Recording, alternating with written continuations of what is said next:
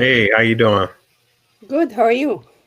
All is well, all is well. Apologies again for the delay. I really appreciate you taking out the time to stop Of by. This is course. Things definitely, happen. I mean, it's a crazy time for everybody, right? yeah, definitely, definitely. How you feeling? I mean, I'm waiting to see what happens next. Right, right, definitely. You in California, right? I am. Things Yeah, are concerning here. yeah, Where are definitely, you? definitely. I'm currently in Nashville, Tennessee. hmm How are things there? Uh, it's moving a little bit, but not like California. So, Yeah. because I substitute teach, so it's like I'm in a real diverse area. It's a lot of people from Africa and Latin hmm America and Asia. It is very tremendously diverse in this area. Yeah. I expect that a lot of people are stressed right now. I know a lot of my students are. In San Francisco, there are a lot of students from a lot of places, and some of them are very, very concerned right now. Yeah, understandably. Okay, now for the viewers who may not recognize you, you can let them know what your name is, and definitely what courses do you teach? So my name is Dorit Reiss. I'm a professor of law at UC Law San Francisco.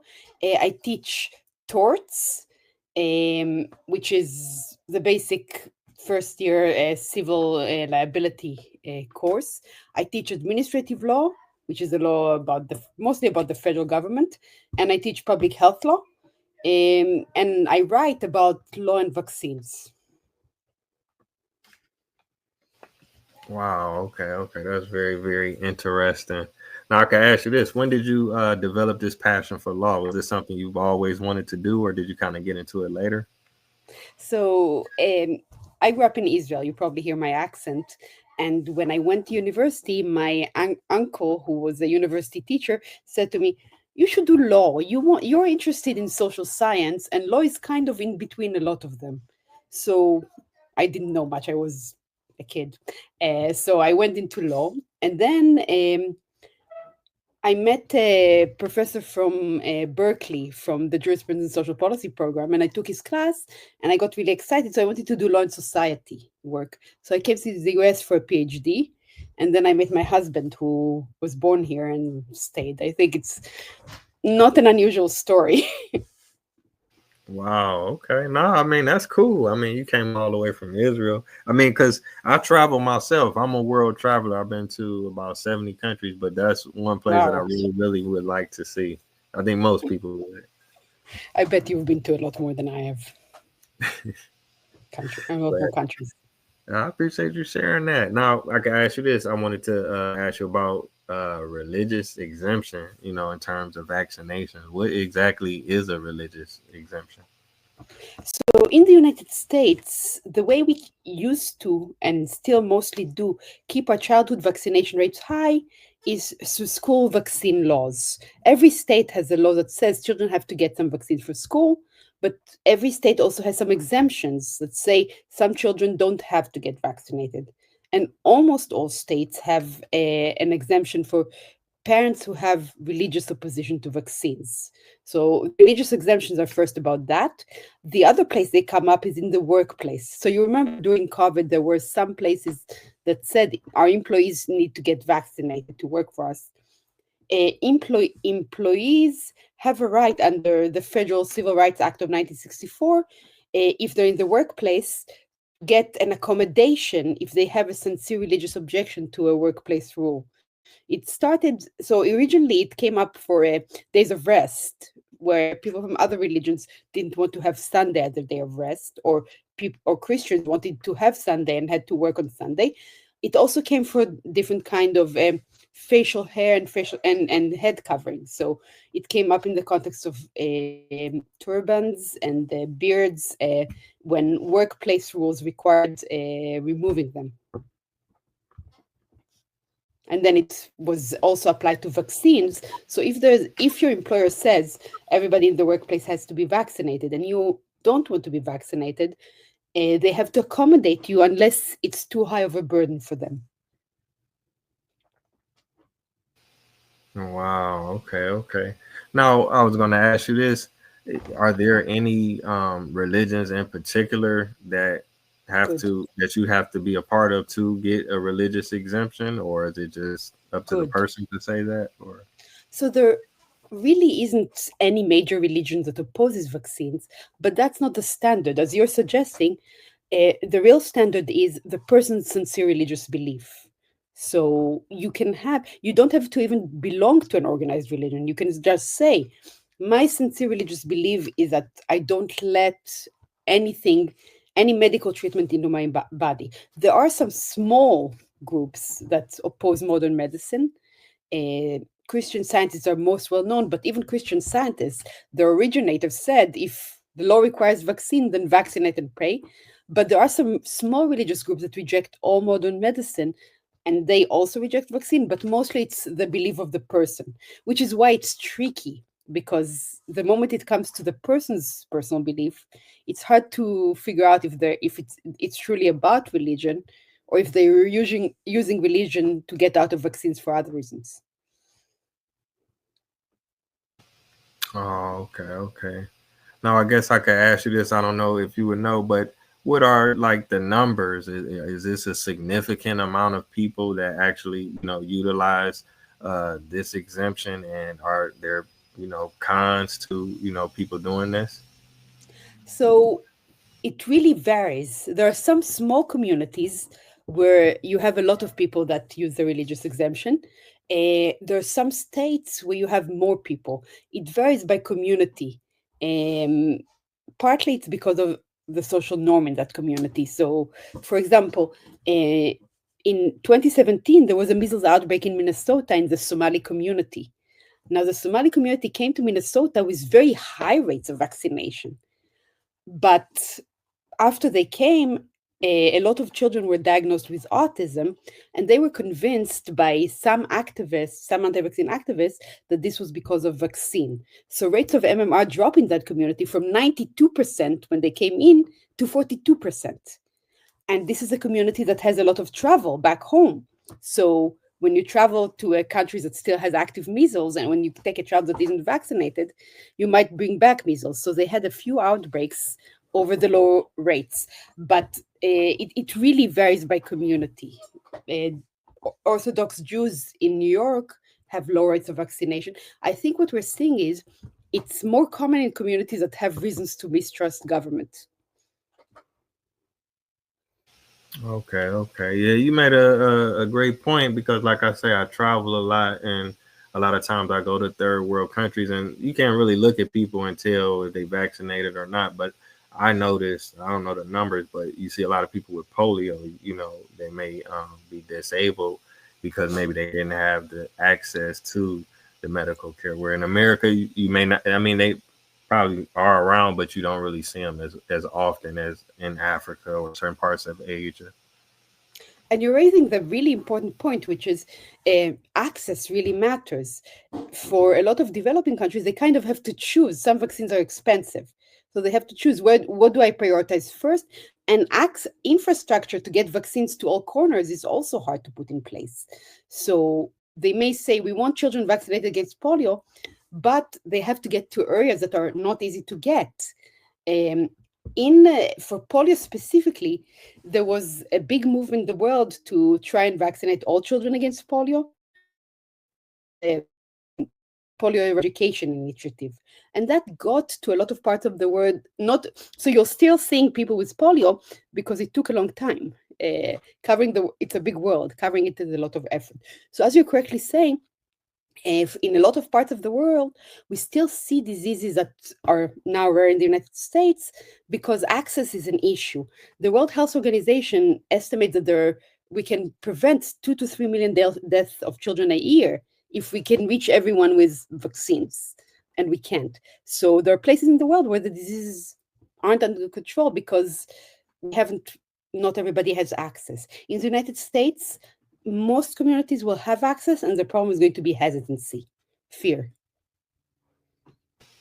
Yeah, yeah, definitely, definitely. Now I can ask you this: do you think it's a significant amount of people that may take advantage of this?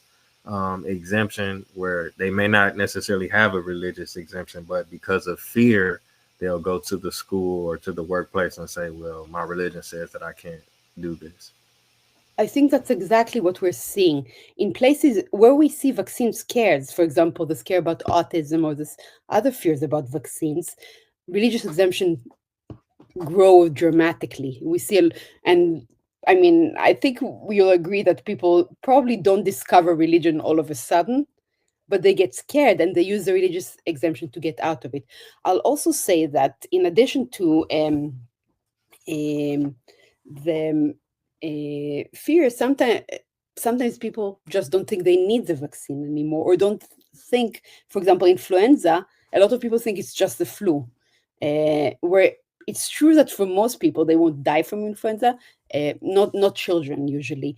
If you're old, your chances go up dramatically, but even children can die from influenza. So um, we don't always realize the level of risk.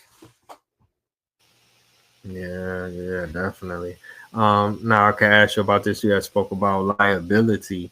Is there any, like, I guess, law in place, or is there any examples of people being held liable for, using an exemption to a vaccination and possibly, harming others? Not yet. So, in theory, it's possible. So, we have cases where people were sued in the United States for infecting others with an infectious disease. It came up for HIV. People had to pay when they infected others with HIV. Even before HIV, there are a couple of cases where people had to pay for infecting others with whooping cough or smallpox.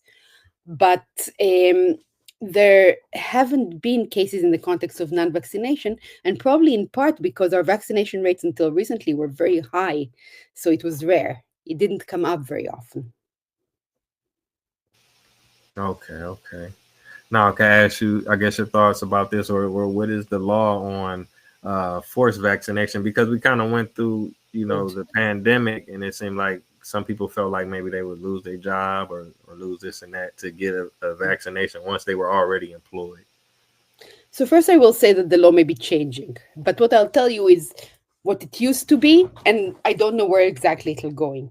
The first thing to remember is that even so, the United States started as a country that suggested that it doesn't want a lot of regulation, but it always regulated public health. In the 18th century, before the creation of the United States, quarantine was very active. There were states where states used quarantine a lot, and there were quite a bit of public health action that were coercive, and that's always been true. It's all the court in the United States always said, uh, if a society doesn't have to kill itself with disease. So if you're regulating people um, to prevent disease, you can interfere with the individual rights. Now, given the history of the United States, you probably won't be surprised to know that often that was done in a very discriminatory fashion. One case we have is, for example, in San Francisco, they decided to do a quarantine when they had an outbreak of smallpox, and they quarantined only the Chinese immigrants because that was the biggest non-white population. And the court said you can't do that. You can't enforce this public health law just on one race and not on the others. Although I will tell you that other courts did allow racial discrimination based on public health measures. I mean, like everything, public health law reflect our society, and if our society discriminates, some of our laws will reflect that. But it was always the law that you can limit individual rights in the public health. The question was how far you can go, and the court always said you can't do it in an arbitrary matter. Historically, the courts also said even for religion, you can limit religious freedom in the public health. So you can tell people, don't go to church and things like that. That may be changing as our courts become more aggressive in protecting religious freedom compared to other rights. But historically, the court said you can limit individual rights in the public health. For vaccination, we've had school vaccination since the 19th century, and the courts always said it's okay to say children can be vaccinated before they send them to school. And there are two reasons for that. One is Even if we talk about religious freedom, it's not the child making the decision; it's the parents. And the courts say because vaccines are less risky than the disease, we limit how much parents can um, put the child at risk. And the other reason is school is a shared environment. In fact, children share a lot of disease in school. I mean, I don't know if you remember how you were as a child. I'm a mom of young kids. How do I put it politely? They're not always as hygienic as the adults. They won't always wash their hand. They'll blow their nose and do things like that. So, and they're close together in schools. So disease spread in schools. And because of that, court said, you don't want to vaccinate your child? Don't send them to where they can infect other children. You don't have a right to infect other people's children with disease. So, um, since the 19th century, courts allowed requiring vaccines in school. But remember, requiring vaccine isn't taking the child and vaccinating them even if the parents don't want. That has been a lot more rare in the United States. I know of one case where that happened, and that was in 1991 in Philadelphia, where they had the measles outbreak, and there was a small religious community that didn't bring their children to the hospital and didn't tell the authorities when they were sick so that they can take care of them. And at some point, a judge said, after 9 children died, let's the parents have to allow us to vaccinate the children because they don't report when the children are sick. We've already lost 9 children. 9 children died. So we're going to force vaccinate. But normally we don't do that. It's if you want to send the child to school, vaccinate the child, but we don't come into the house and force vaccinate. Okay, okay. Now I can ask you this, as many years as you've been doing this and you're writing articles and speaking on different platforms, have you received a significant amount of pushback? Ah, yes. So it surprised me at first. So um, I went online. I got into this as a mom. When my kid was about 2, I started discussing vaccines online. Until that point, I wasn't writing about vaccines. And in hindsight, maybe I should have gone online anonymously, but it didn't occur to me. So I've had people try to get me fired for my work. I've had complaint to the Bar Association in California, phone threats, all the usual emails, comments. I expect you got some pushback on some of your work, but yeah, anti-vaccine people are very passionate, and they feel that people like me are doing very bad things. Yeah, I only can imagine, but I take my hat off to you because you've been consistent and you sticking with it and you getting people, concrete information. So I guess I can go into my next question. What are your Yes. thoughts on, like AI and social media and Google and YouTube? Like, how have you been affected by that in So your work? I'll start by saying that I think I'm still learning about AI and I don't completely understand it. Social media had made it much easier for people with extreme views to find each other. So even in the past, if you are anti-vaccine, you're going to be one of very few in your village or your city or your school. Now they find them each other and congregate in a large group, and it helps them feel more confident. So they speak up more. And we often say on social media, how do we say it? It's a lot easier to promote things that aren't true than to show that they're untrue.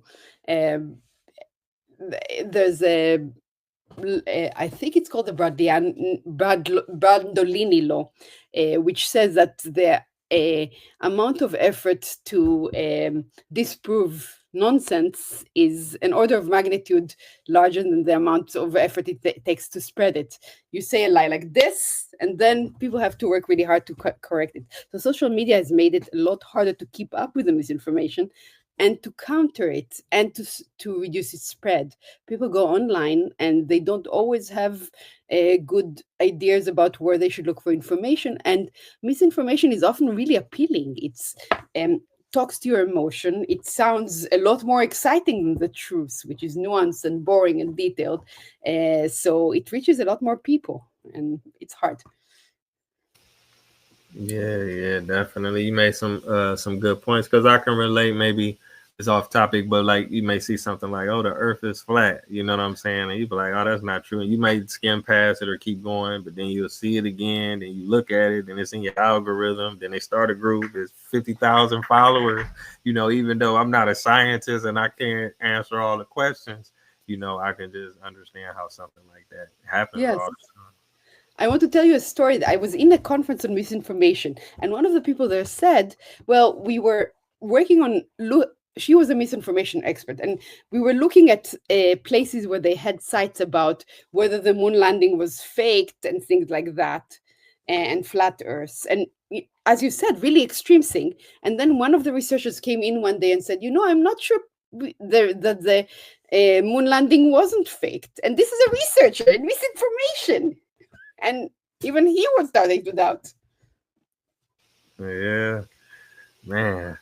Okay. Now I can ask you, in terms of your students, how do they feel about this information? Are they divided? Are they kind of one side or the other? Or Um, so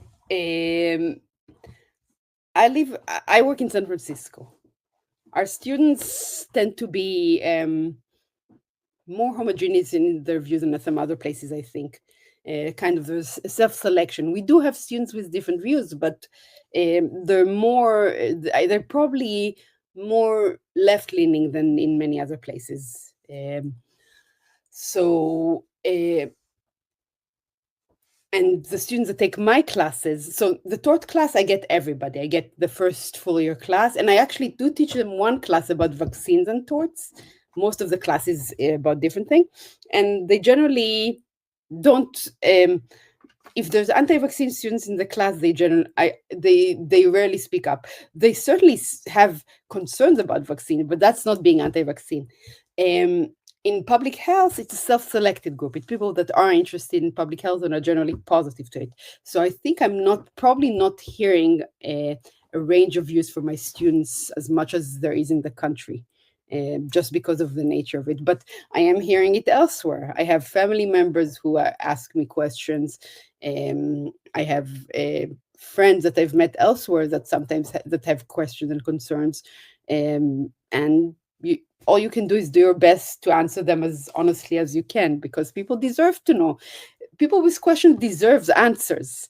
And remember, you can have real concerns about vaccine without being anti-vaccine. So I consider someone to be anti-vaccine if they're at the point where they consistently think vaccines have risks that they don't, consistently think that the diseases aren't dangerous and that the benefits of vaccines aren't real, and consistently say, when you say, but look, there's this 7 studies that looked at millions of children and show that vaccines don't cause this, they consistently respond by saying it's a conspiracy. It's big pharma managing anything. So those are anti-vaccine. Other people are people with concerns, and it's fair to have questions and concerns. yeah. I guess that's human nature to be curious. But I can Mhm. ask you this: have you thought about doing a book on this particular subject, or even maybe a documentary? Um, I I'm not sure I have the bandwidth. I'm trying to keep up with. It feels, especially these days, it feels like there's so much going on. I just don't think I can do something like Okay. I definitely understand, but I know because some people, like say that. you write the articles, or even if you write a book, they may not take the time out to read it, but to actually, I don't know if somebody have done it or not already, but to make a documentary, and especially from the legal perspective, the law, you teach Yes. it, so that would be definitely interesting. I've And been then in like, touch with uh-huh. some people that have made documentaries, but they do it. They are the professional. They initiate. And I mean, you, for example, do podcasts. I don't think I know how to start doing what you are doing. So, which I mean, we it takes a village. We need a lot of people doing all kinds of things. Yeah, that's definitely true. Mhm. Okay. So yeah, we're about 25 minutes in, and I want to thank you for stopping by again. I apologize for the delay, and I really appreciate the work that you're doing, and I definitely look forward to the work that you have coming in the future. It's great to talk to you, and good luck going on. And thank you for doing the work you're doing. Yes, yes. Thank you so much. Okay, so I'll end the episode now and then I'll edit it and maybe in the next few days I'll send you the link and you can check it out. That sounds great. Thank you. All right. Take It's care, good to Father. talk to you, and Likewise. good luck and good luck in Nashville. And I hope things stay good. Thank you. You too. Likewise in Cali too. Thank you. All right, ciao, ciao. Bye.